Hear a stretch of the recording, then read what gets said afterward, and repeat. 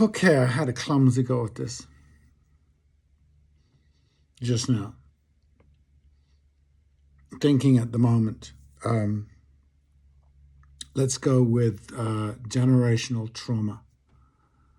I saw a short on YouTube, a young African American man pouring red liquid into three different cups. And then, anyway, talking about generational trauma. You might have seen it. It was quite profound, quite well done. And I thought, well, you know, we know of these traumas. We know of these great injustices that have been put upon us.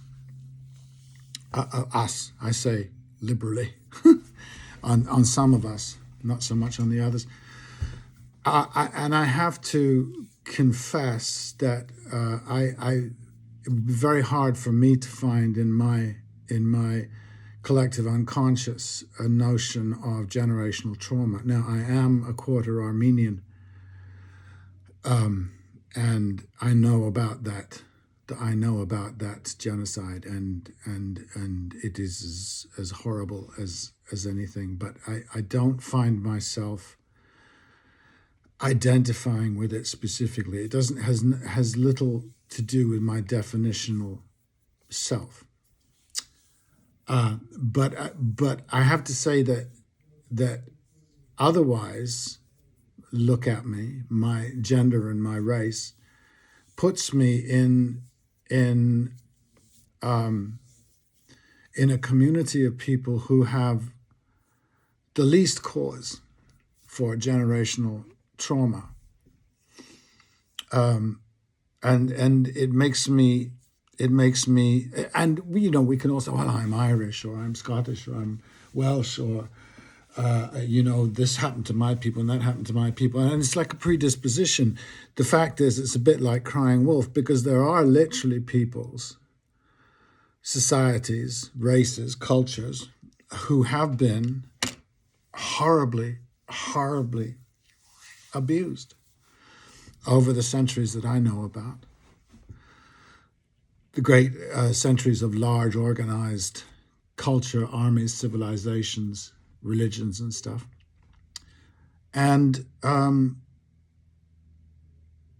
the effect that this has, or the thing that calls into the light, is if you've got a community who suffer from generational trauma, African Americans, Native Americans, Aborigine, count Jews, the Jews, massively. You've got these communities. There was another community that might be suffering from generational guilt. And it's almost as if generational trauma is easier to live with. First off, you can say, oh, God, this happened to me and it was terrible, and etc. Women can say that, by and large, that they have had a rough go of it. But there is another community that really can't say that. I mean, they look like me. They are me. And when I say that, I'm not aware myself of I didn't do it. I didn't own slaves.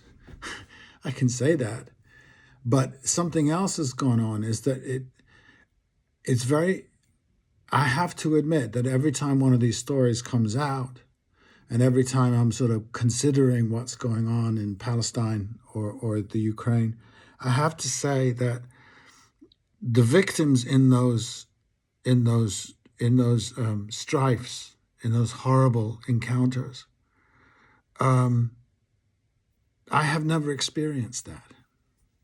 Me and mine have virtually never experienced that, which means that I'm different from them. I can't apply my own various senses of injustice or traumas to theirs. They're not equivalent.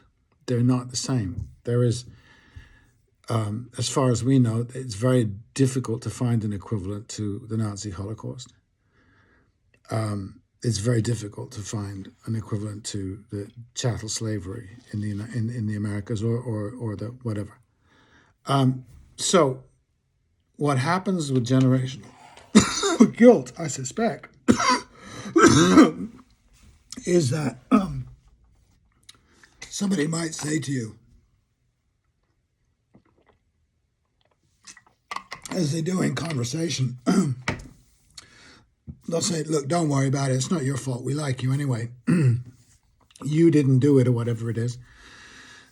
But it seems to me that there's also a syndrome where whole communities and indeed, I think, whole religions will develop. And it doesn't mean it's not to do so much with the genesis of the religion, the beginning of Jesus, or any of the big religions. It's not to do with that. It has to do with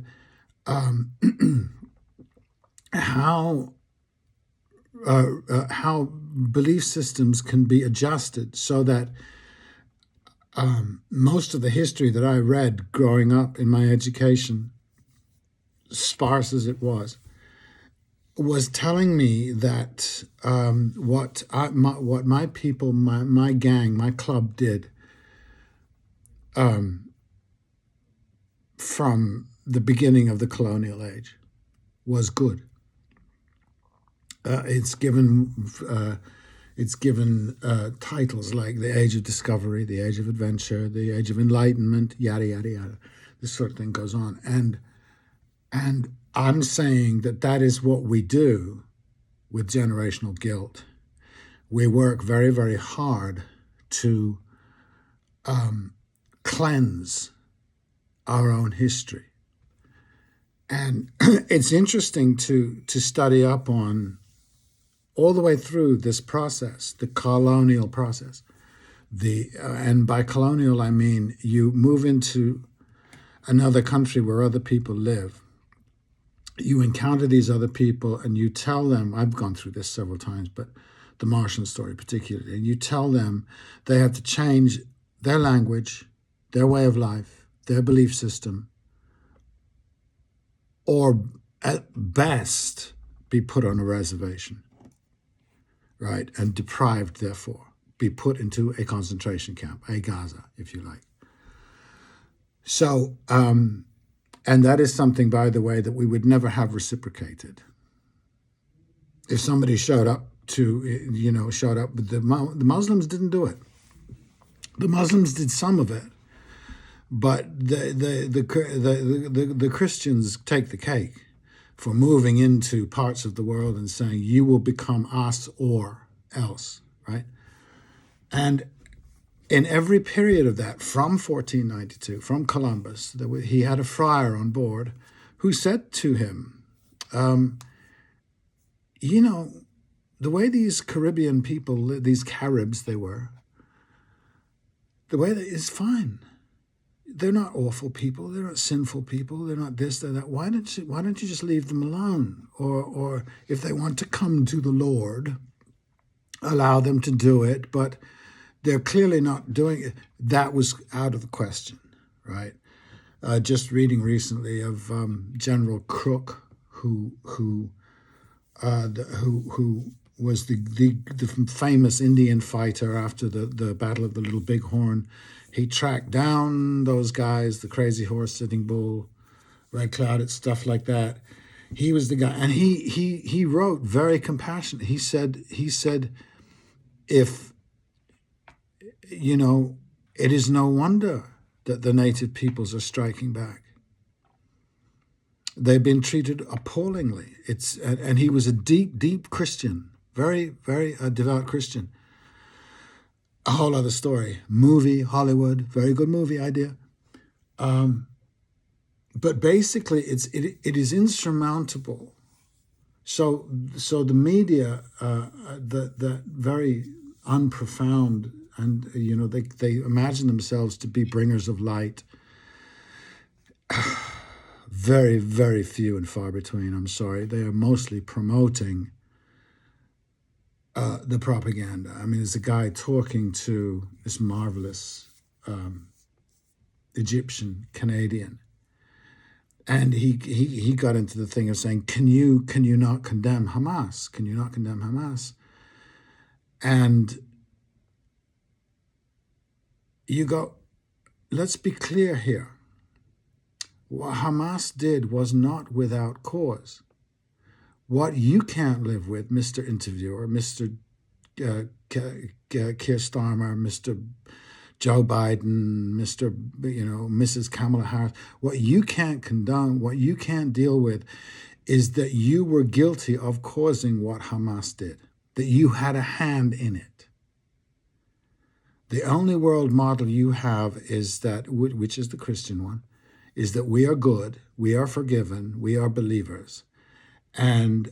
But we have to be vigilant because we are surrounded by a malevolent force whose whole reason for existence is to pervert and to destroy us. That's our dominant myth.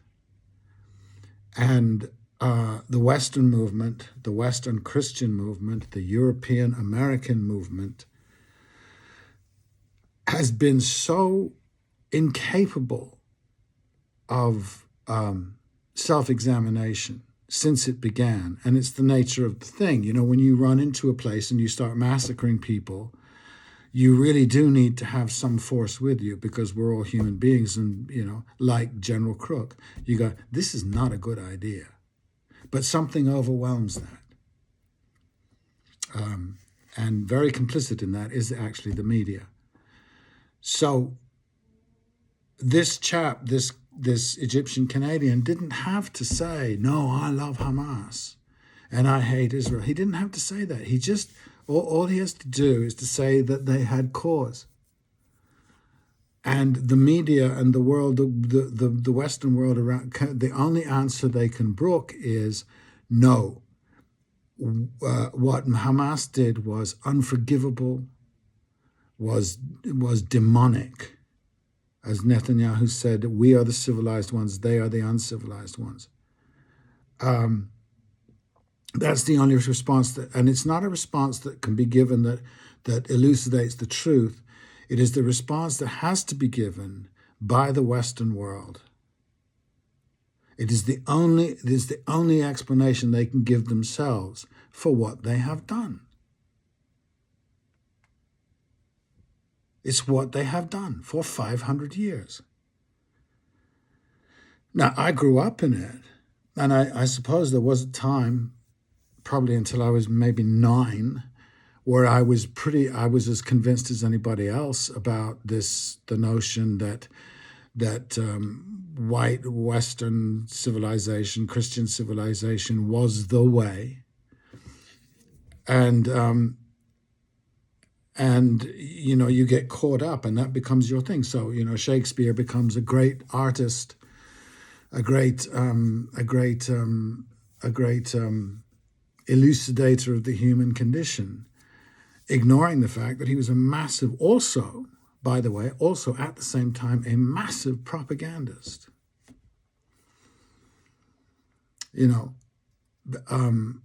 Just being able to accept that. So you stop lying about what Julius Caesar is about. Julius Caesar was very clear, very, very clear. It was not a heroic peon to the Republican assassins. Brutus is not the hero. The play is called Julius Caesar. He was writing a play to please a monarch and to warn the Republican elements or the aristocratic elements in his age to not commit regicide. That's what he was doing. Or that's perfectly valid. It's a perfectly valid interpretation of what he was doing. And the play backs that up, right? So we turn it around, to create this mythology about the world that we live in. As the world that we live in is tainted and destroyed by tyrants, by savages, by Mongols, by Arabs, for a long time by Jews. This is the narrative, our narrative. And as far as I know, I don't find that to be a narrative that is universal. I don't find it to be that way.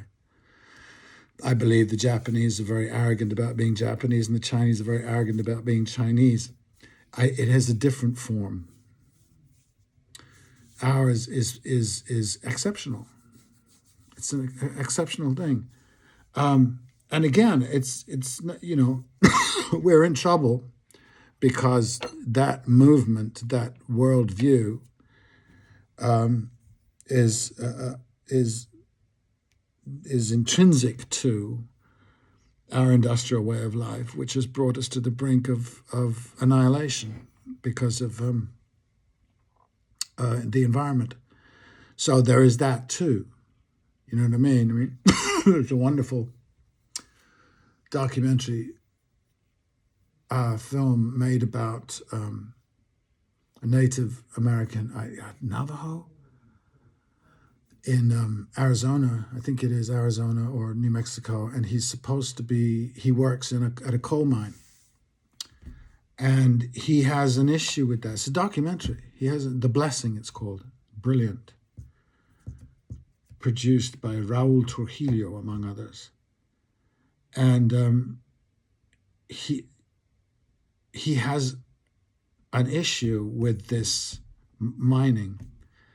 And because within his tradition, it is thought of as raping the earth, as, gouging something out of the earth. And he's, whatever his religious beliefs are, I don't need to share them to understand what he's saying. And it's almost on an instinctive level. But that's clearly a level that Europeans could just fly right over. I mean, to repeat one of my favorite stories is, James Watt invents the steam engine. And some wise man might have said to him at that time, Jimmy, that's amazing. Now, you go away and find a fuel that can drive this machine that won't destroy the earth in 200 years or 250 years or whatever it was. And that is almost what the Navajo response to that kind of abuse of the earth was. It's almost instinctive. And I'm sure there were people, European peoples, pre some era, who said, yeah, no, you don't do that. You don't do that. You don't, that's a really bad idea. And I feel it in my spirit that that's a bad idea. But we didn't do that. We rolled along, and this is where we are. And we also deny that. And we also deny that, not all of us, but some of us deny that in the name of, and then what we do is, instead of realizing that the solution to global warming is walk to the bus stop, we start inventing electric cars and this, which is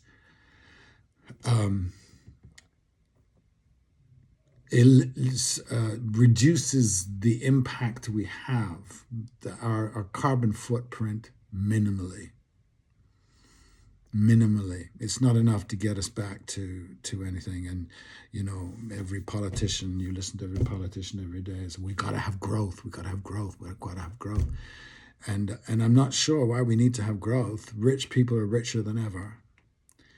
I think the growth needs to be there so that we can keep the rich people. We can't challenge their position because, again, our values are wealth. Anyway, so I guess that's all rather unclear because I haven't written it down, but that notion of generational guilt. And I think the great challenge of the future, if we have one, is how do we process that? We're very complex organism. We're very complex psyches. The human psyche, the human being is very complex.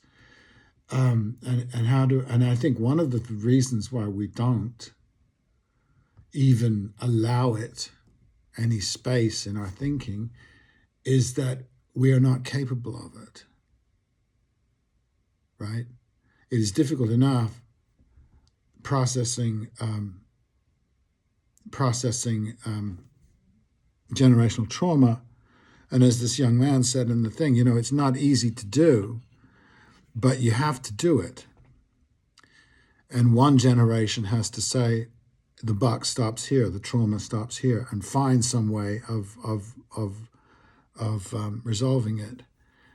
And then on the other side, in some, maybe all communities have got generational guilt as well as generational trauma, but we don't yet have the mechanisms, we don't have the means, we don't have the souls to resolve generational guilt, particularly Western civilization's generational guilt. And they will say, a guy said to me, he said, well, I am proud of what my people have done in the world. And I'm going, well, okay, you need to be proud. What is your need of pride? What is that a panacea? Does that resolve? Does that exonerate you of your guilt? It's just worth thinking. I could go on forever. Ciao.